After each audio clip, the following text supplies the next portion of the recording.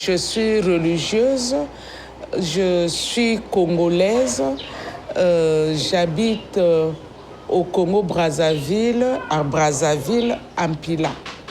J'essaie de transmettre aux enfants à qui Dieu m'a donné la responsabilité que sans amour, la vie est vide. Je voudrais qu'ils aiment tout le monde. Vous remarquerez que dans notre orphelinat, il y a des enfants malades. Je demande aux enfants de ne pas les regarder comme seulement des malades, des gens à part entière, qu'ils les aiment. Je leur dis, l'amour est premier. Donc l'amour de Dieu, l'amour des hommes, la solidarité. Donc nous, dans l'orphelinat, nous ne pouvons pas vivre sans solidarité. La vie serait un non-sens. Tout le monde ne peut pas être au même niveau. Ce n'est pas parce qu'il y a des riches que forcément c'est injuste qu'il y ait les riches. Je pense que quand on est riche, on a une grave responsabilité, une grande responsabilité envers ceux qui ne sont pas aussi nantis que quand on est riche. Donc le devoir du riche est de soulager la misère des autres.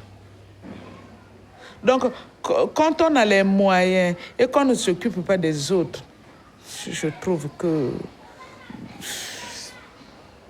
je ne sais même pas qualifier ça. C'est terrible, hein?